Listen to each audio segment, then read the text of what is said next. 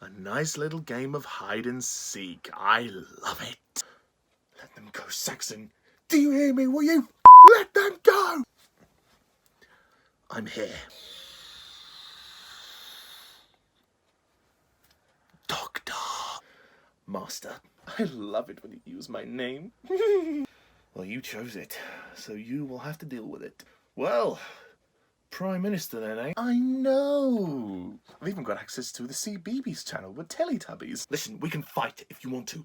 Across the constellations, we can fight, but not on Earth.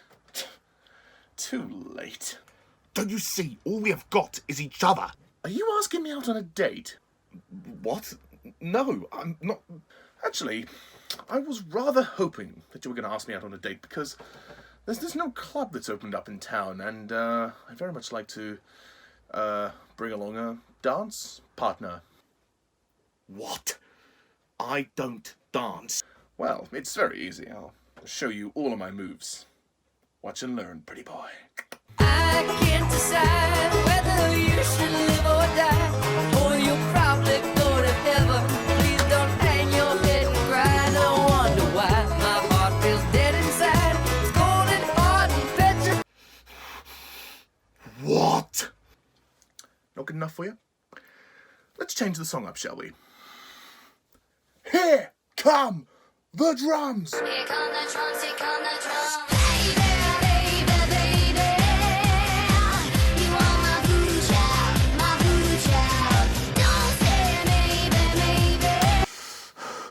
No, please. Alright, try one more time. See if this one floats your boat. Cue the music.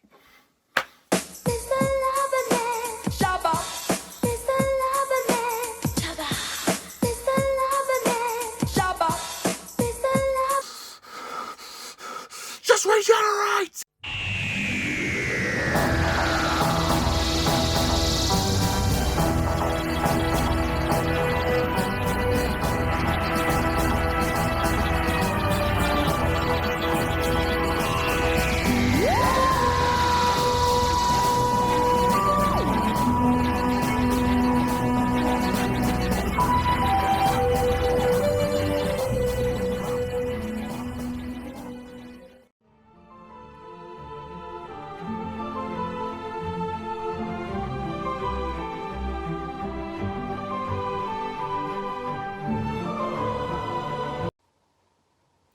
Hello, my fellow Whovians, and welcome to my latest Doctor Who review, where today we come to a very special review for me, because this is the review of the Series 3 finale, Utopia, The Sound of Drums, and Last of the Time Lords, the three-part finale to the third series of the new series of Doctor Who, and also, this is my favourite story of all time. This is the story that I choose as my personal all-time favourite Doctor Who story ever. It's that good. I really mean that. So today, I'm going to be a little unorthodox, and because this is such a big story, what I'm going to do is read the synopsis of all three episodes individually, because one synopsis does not cover enough of the story. So if you'll just indulge me for a moment. So the synopsis of Utopia. As Captain Jack comes into the Doctor's life again, the TARDIS is thrown to the end of the universe, and the last remnants of humanity struggle to reach Utopia. Unknown to all, the Doctor's greatest enemy is about to rise again. The Sound of Drums. The 10th Doctor, Martha Jones, and Jack Harkness return to present-day London, horrified to discover that Prime Minister Harold Saxon is the Master. Saxon informs the world about receiving contact from an alien race called the Toclophane. Framed as fugitives, the Doctor, Martha, and Jack try to sneak in and stop the Master before he unleashes a wave of terror. But his dark ambitions reach beyond the stars. And Last of the Time Lords. 1 year later, the Master and the Toclophane are rulers of Earth, which is torn apart by a year of hell. The Doctor has been aged by 900 years, and Jack Harkness and the Jones family have been reduced to slavery on the Master's ship, the Valiant. The only hope for everyone on Earth is Martha Jones, now a legend amongst humanity. As the Master prepares to turn the Earth into a giant warship that will ultimately engulf the rest of the universe, Martha must trek through dangerous territory to destroy him, but tragedy awaits her, the Doctor and her family, on the day that will pit humanity against the stars. As you can grasp from all that I've just read, this is a humongous Doctor Who story. It is pretty epic, it's pretty huge, and I would be lying if I said it wasn't epic, because it really is. This is a story that needs no introduction. Utopia, The Sound of Drums, and Last of the Time Lords. This is a fantastic Doctor Who story. This is just a masterpiece. It is superb. It is really well done. Russell T Davies writes all 3 episodes, and he does a very good job of concluding this series in the biggest way possible and tying up every loose end that he possibly can. You do have to pay attention, you do have to keep up with it, but it's not hard to follow as such, but there is a lot to the plot, obviously, hence it being 3 parts. I think the best way to do this is to go through each of the parts individually, because they are actually quite different in a lot of ways, even though it's the same story. As for Utopia, I think Utopia is actually the best of the 3, which may not be everybody's pick, but I think Utopia is just incredible. We start off with the Doctor and Martha arriving at the end of the universe, and Captain Jack has clinged onto the side of the TARDIS because they arrived in Cardiff to refuel because the rift is there. So it's really nice to see John Barrowman come back as Captain Jack, and it's been interesting to see how he's dealt with the fact that the Doctor left him behind on Satellite 5 at the end of Series 1. And of course he's now dealing with the Doctor's new regeneration, and he likes him. He likes the new Doctor. Martha meets Jack, and we discover that Jack is actually immortal because Rose, when she had the time vortex, brought Jack back to life, but uncontrollably she brought him back forever. So he's having to deal with the fact that he's immortal and he's never going to die, which I think is a very interesting idea, and I like the fact that they brought him back for the finale. It's a nice touch, and he's very charming as he used to be, and the Doctor keeps telling him to stop flirting with everyone, and it's very funny. There's also these humans called the Future Kind, who are like the humans we will evolve into near the end of the universe, and Utopia is meant to be like this safe haven where everyone's going. So what is happening is Professor Yana and his assistant Chantho, who's this blue alien, they're building this rocket which will send people to Utopia. But it turns out Professor Yana has a bit of a secret. Utopia, even though I knew what was coming, the twists and turns in it still amaze me today. It's just an incredibly intense episode. It's very clever how they wrote it, how Russell T Davies wrote it, sorry. We discover that Professor Yana is actually the Master in disguise. He's hidden himself away after the Time War, and he survived. He turned himself human to hide away. And this actually is a nice link back to Human Nature in the Family of Blood, when the Doctor turned himself human. So I like the way it sort of connects to the other stories of the series subtly as well. And we find out that there's this psychological torment that the Master is going through. He's got this recurring drumbeat in his head which has driven him insane. And it's a very interesting idea because it allows you to kind of look at it from a different perspective. You can kind of see how the Master has been tormented all of his life, and the Time Lords did that to him. And while he misses Gallifrey and the fact that it's gone, he wants to find a way of stopping this recurring drumbeat. And Derek Jacobi plays Professor Yana, and when he turns into the Master, when he finally opens the watch, the story suddenly gets a lot more intense after the rocket is sent up. Because at first you think Utopia is a bit of a dull episode until that point. And then it suddenly becomes an excellent episode because there's so much going on, and it's a nice surprise, really. The character of Chantho is good. I mean, she does keep saying every sentence with Chan and Tho at the end, but she's a charming character, and bless her, she actually dies in the story. She, after realising that Yana is the Master, she gets killed by him. He electrocutes her. She manages to shoot him, which causes him to regenerate. But Utopia is so thrilling, and the Future Kind are pretty freaky. I mean, they have these weird sort of teeth, and this weird sort of makeup on. And they're kind of like ravenous, really. I mean, it's almost weird because they're meant to be the next stage of evolution, but it feels like evolution has kind of looped around and gone almost done a bit of a 360, and they're almost like slightly more evolved than cavemen, but they do feel a little bit like sort of primitives, if you know what I mean. We also see Captain Jack go into this radiation chamber, which supposedly would kill anyone else, but because Jack is immortal, he would be the only one that could survive it, because they have to do something or other. And there's a nice conversation that the Doctor and Jack have about Rose. Yes, another Rose reference about how Rose is trapped in a parallel world and everything. And you know, it's a nice little scene, and it's a nice moment for the Doctor and Jack to reconnect as well.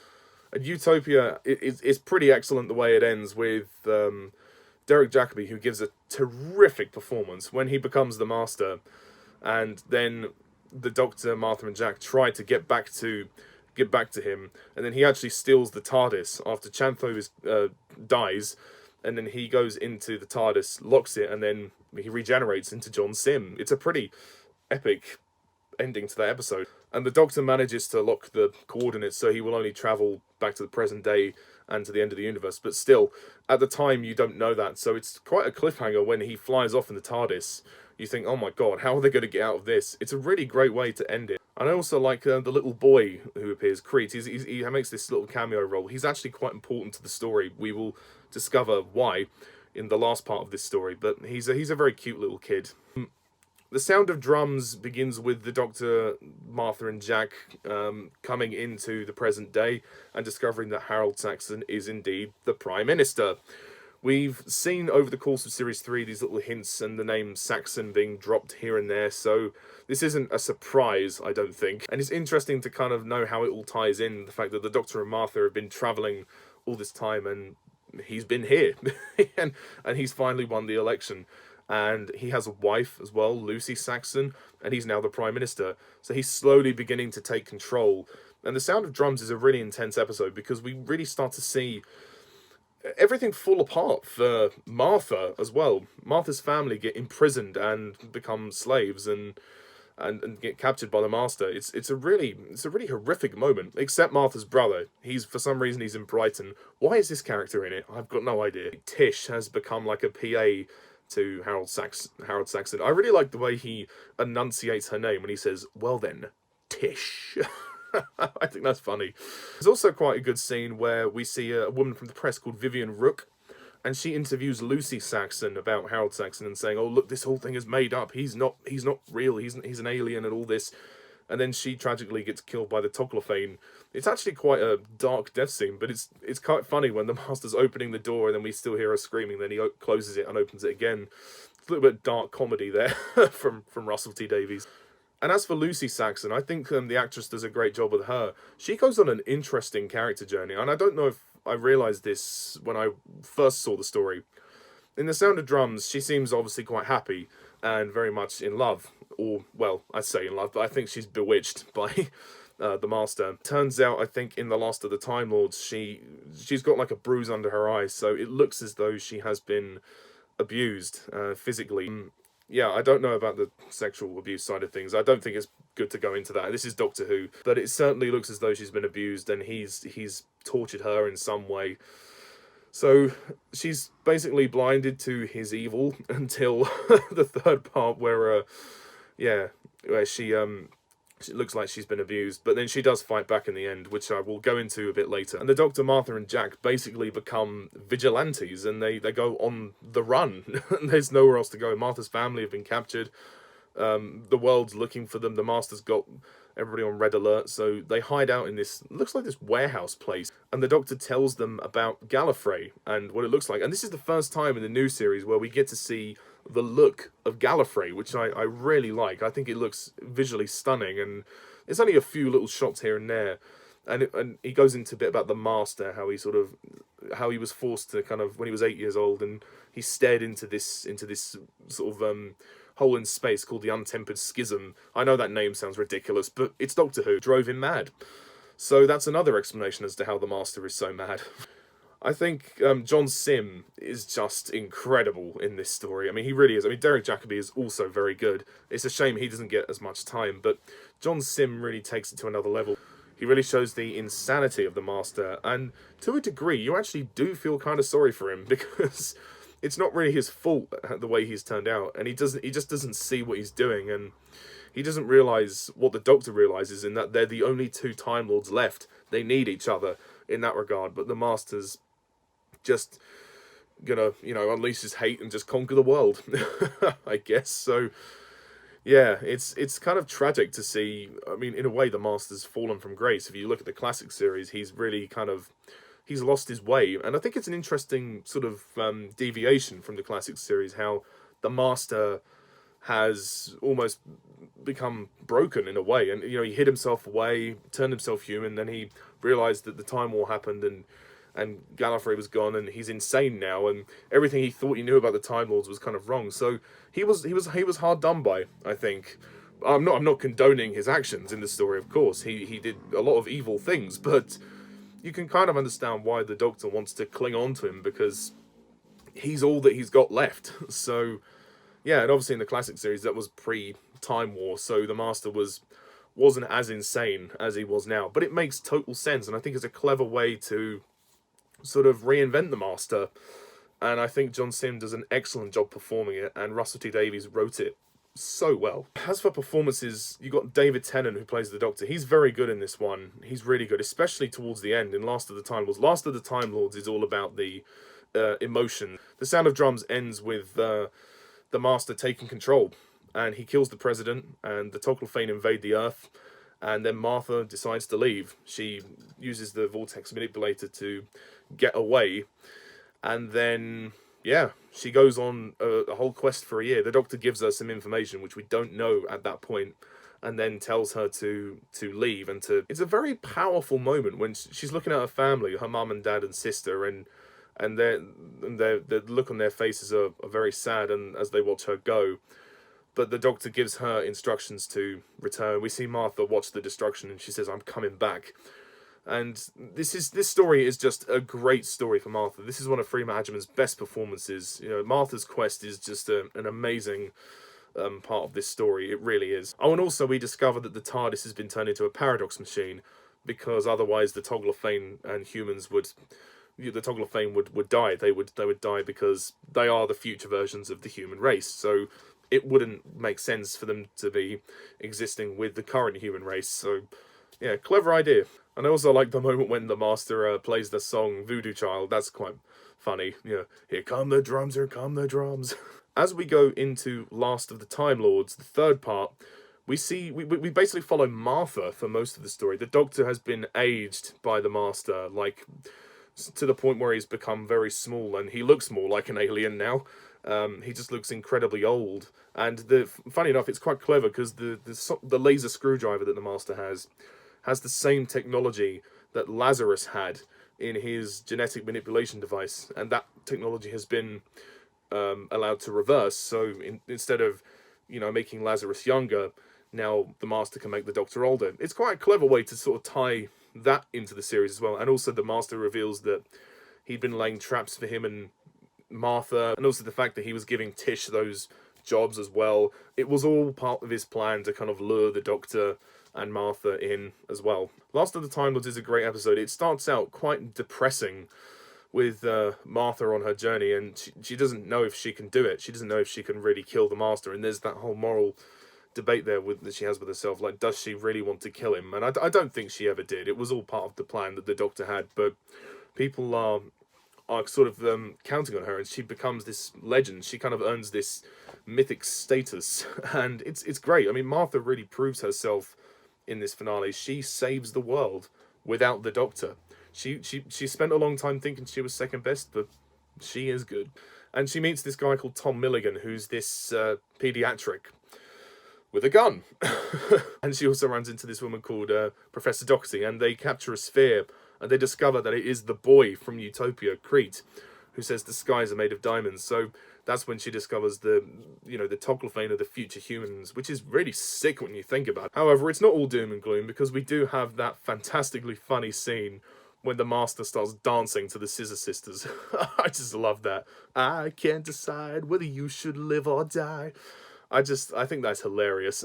It's funny that he goes over to the Doctor in his little tent, and he has like a dog bowl. They should have put dog tour. Missed opportunity. That would have been funny.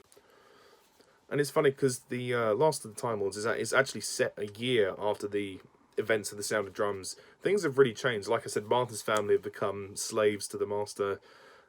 Captain Jack is chained up to the wall. There is a brief moment where they all try to escape, but then their attempts are short-lived by the Master, which is a shame. And we follow Martha as she wants to come back to the Master, and then she tricks him by using words and not weapons, which I think is clever. It's interesting in the climax of Last of the Time Lords when Martha gets everyone, she goes around the world to basically tell everyone about the Doctor. Like, she's preaching about the Doctor and telling them to think of the Doctor at that specific moment when the countdown is happening, so that the Doctor can integrate with the Archangel Network's matrices, and he can return and he can come back and stop the Master. It's a great moment. It's a very powerful moment.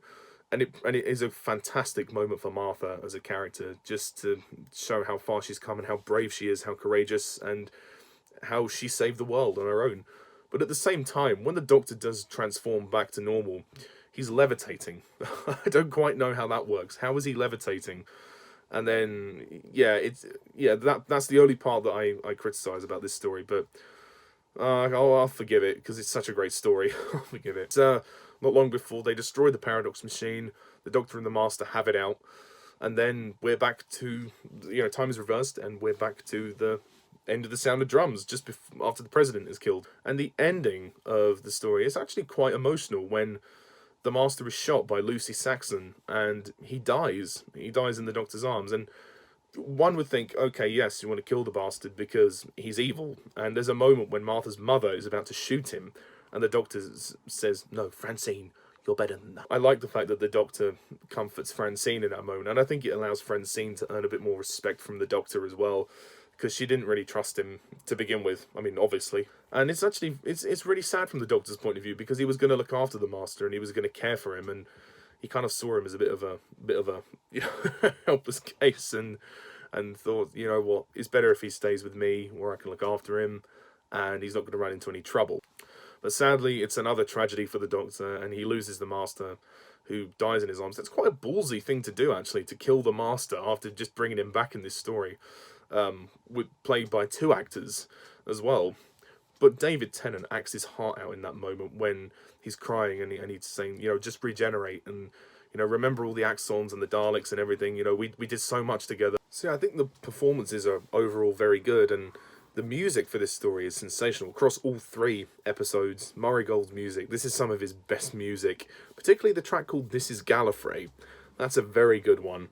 All of the music is just sensational, to be honest. And the very end of the story, when Captain Jack decides to go back to Torchwood, that's a nice moment. And there's a sort of little inclination that he might be the face of Bo, which would be a very interesting tie-in. But if that is true, how does Captain Jack become a massive head?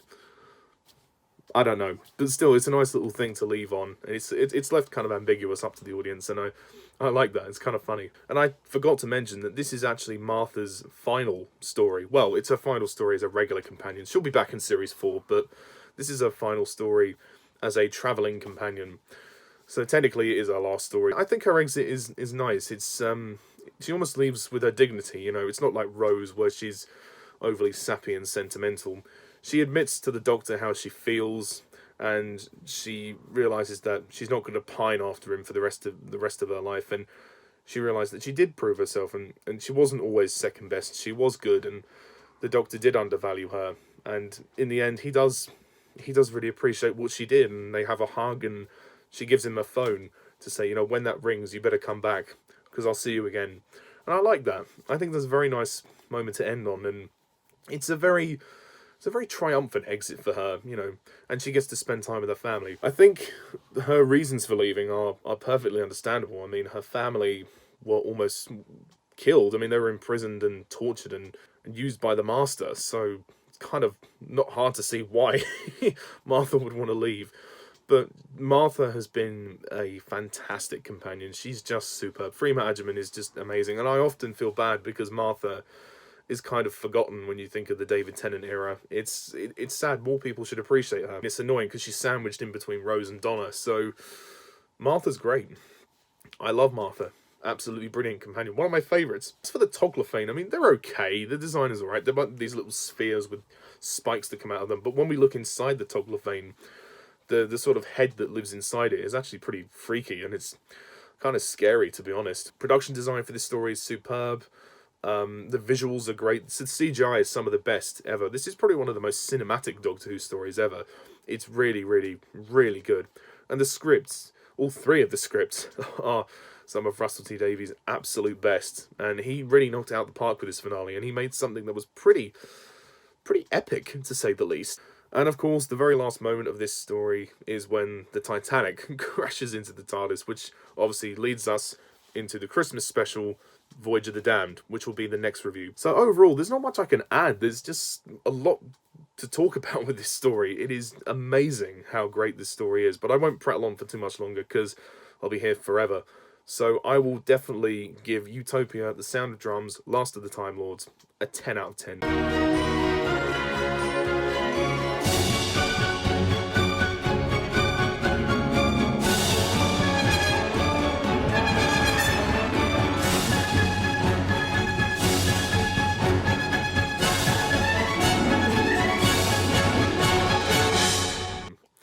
This is easily my favourite Doctor Who story of all time. It is epic, so good, great performances, you know, great to see Captain Jack back, the Master coming back, just a brilliant way to end this series, and the way it was done was just superb. Russell T Davies really proved that he was the right person to run this show, and that he was a fan of the show. So, thank you, Russell. But before I go, I do just have one more thing to do. It is the end of the series, so it's time for the mini ranking.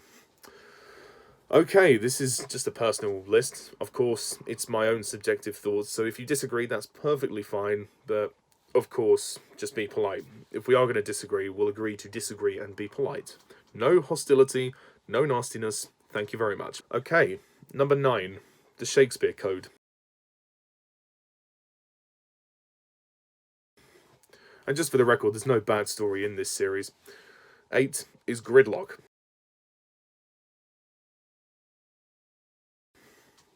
7, Daleks in Manhattan and Evolution of the Daleks. 6 is Blink. 5, Smith and Jones.